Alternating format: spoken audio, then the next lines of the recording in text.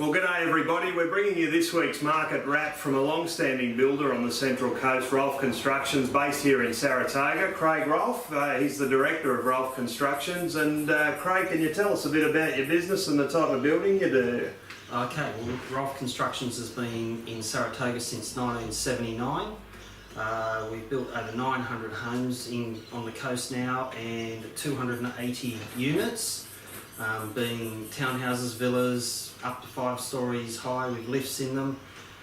Currently we're building generally houses. That's probably where the market is at the moment. We're doing very few units these days, but contract work housing is what's definitely...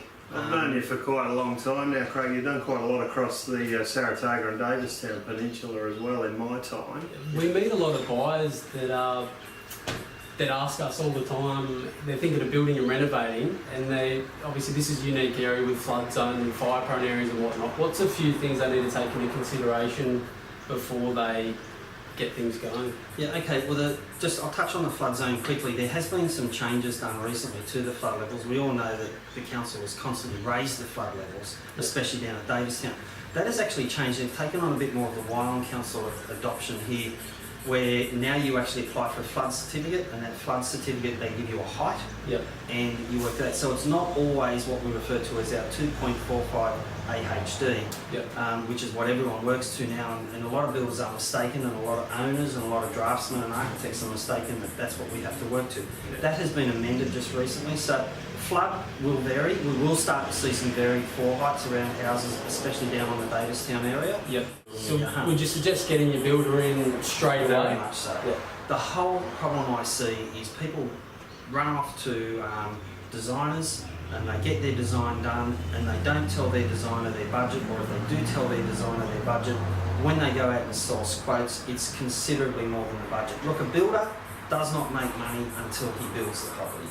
So at the end of the day, it's always within the builder's interest to get the job in on budget. So when it's design stage, if he can be involved in the design, then he's going to be constantly with his red pen telling the draftsman or the architect to pull back. This is over the client's budget. We can't afford this at all. So then everyone starts to make money. You have a happy client, you have a happy draftsman or architect, and a happy builder. And you know what? If everyone's happy, the job goes smoothly. Some great advice there. Often we meet people that are looking at extending, renovating, and if not knocking down and rebuilding.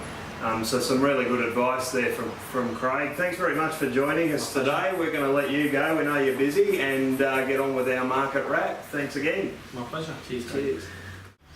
Well, some good advice there from a local builder. Important to involve your builder when you're considering an extension or a build right from the start. Anyway, right into this week's market wrap, Sam. So this week we've had 5 properties go under contract, 2 new properties come to market as well. You've got 17 Carlo Close in Kincumber, 4-bed, 2-bath. Got a lot of inquiry on it as well, so check that one out online. And you've got 175 Henderson Road in Saratoga as well.